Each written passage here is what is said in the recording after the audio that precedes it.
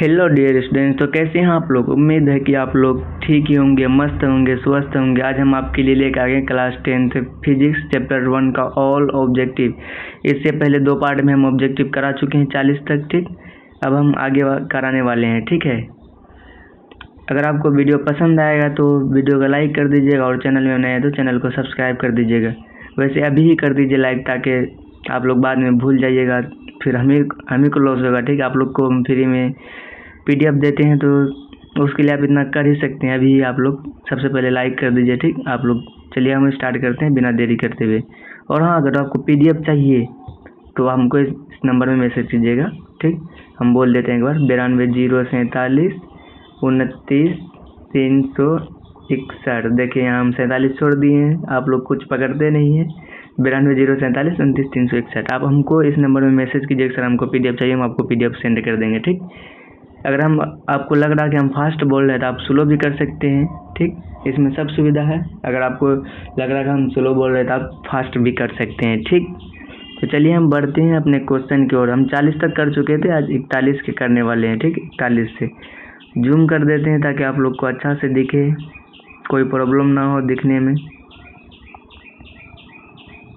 41 number question में 2 वक्रीय पृष्ठों से घिरे ठोस माध्यम को कहते हैं। ऑप्शन ए में गोलीय दर्पण, ऑप्शन बी में त्रिज्या, ऑप्शन सी में गोलीय लेंस, ऑप्शन डी में समतल दर्पण। 41 का आपका करेक्ट आंसर होगा ऑप्शन नंबर सी। क्या होगा? Option number C, sorry, option number C tick कर लीजिए आप लोग। अब बढ़ते हैं नेक्स्ट क्वेश्चन की ओर। 40 नंबर क्वेश्चन में है, वह गोलीय दर्पण जो बाहर की तरफ से वक्रित हो कहलाता है। वह कहलाता है, क्या कहलाता है? ऑप्शन ए में अवतल दर्पण, ऑप्शन बी में है समतल दर्पण, ऑप्शन सी में है उत्तल दर्पण, ऑप्शन डी में है इनमें से कोई नहीं। क्या होगा? 42 का करेक्ट आंसर होगा ऑप्शन नंबर सी। क्या होगा? Option number C. आप लोग सी ठीक कर लीजिएगा। अब बढ़ते हैं 43 नंबर क्वेश्चन की ओर। 43 नंबर में हमारा गोलीय दर्पण के परावर्तक पृष्ठ के केंद्र को दर्पण कहा जाता है। ऑप्शन ए में मध्य, ऑप्शन बी में ध्रुव, ऑप्शन सी में गोलार्ध, ऑप्शन डी में अक्ष। क्या होगा? 43 का आपका करेक्ट आंसर होगा ऑप्शन नंबर बी। क्या होगा? Option number B. आप लोग सोच रहे हैं सर फास्ट करा रहे हैं, हम फास्ट नहीं करा रहे, क्या हम फालतू में टाइम वेस्ट नहीं करना चाहते हैं आप लोग का, ठीक। वैसे तो हम ऑप्शन भी नहीं पढ़ना चाहते हैं, लेकिन बहुत सारे स्टूडेंट कमेंट करते हैं कि सर ये ऑप्शन भी पढ़िए ताकि थोड़ा समझ में आए, ठीक है। इसीलिए हम ऑप्शन भी पढ़ के आंसर बताते हैं कौन सा करेक्ट है। 44 नंबर क्वेश्चन में है हमारा, किसी लेंस द्वारा उत्पन्न आवर्धन का SI मात्रक क्या है। यहाँ क्या पूछ रहा है? देखिए यहाँ कभी कभी क्या कहते दर्पण दे देगा, ठीक है। आप लोग को अच्छा से क्वेश्चन पढ़ना, तब उसके बाद आंसर करना है, ठीक है। ऑप्शन ए में मीटर, ऑप्शन बी में सेमीमीटर, ऑप्शन सी में मिलीमीटर, ऑप्शन डी में मात्रक विहीन। क्या होगा? 44 का आपका करेक्ट आंसर होगा ऑप्शन नंबर डी। क्या होगा? ऑप्शन नंबर डी, मात्रक विहीन होता है, इसमें कोई मात्रक वात्रक नहीं होता है, ठीक। अब बढ़ते हैं 45 नंबर क्वेश्चन की ओर।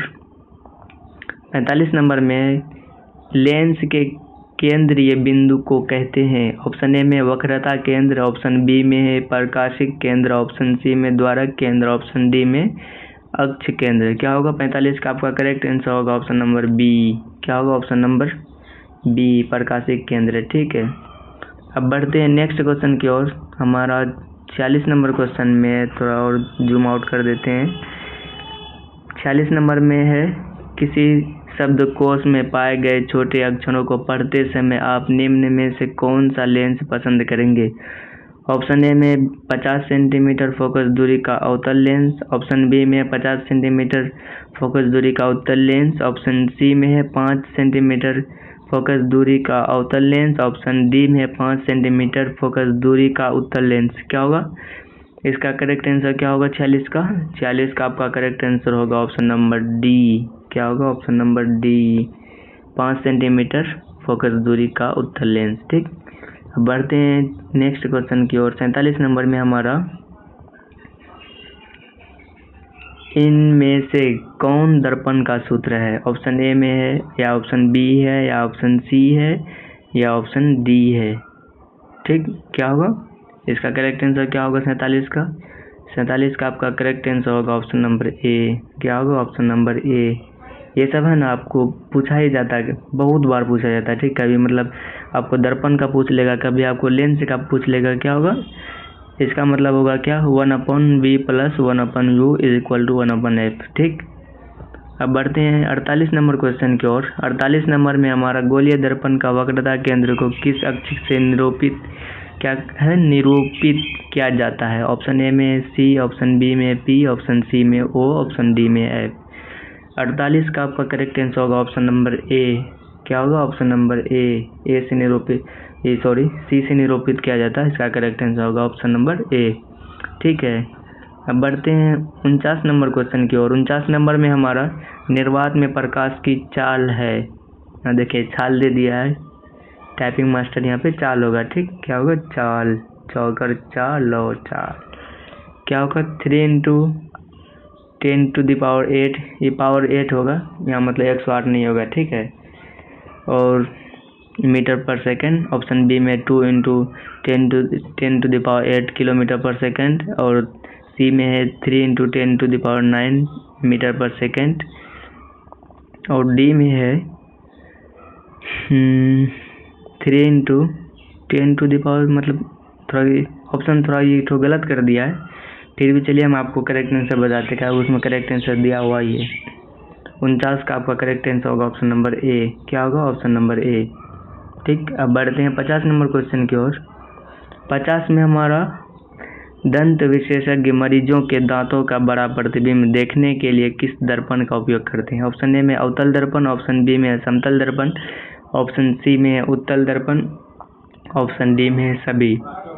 50 का आपका करेक्ट आंसर होगा ऑप्शन नंबर ए। क्या होगा? ऑप्शन नंबर ए, अवतल दर्पण।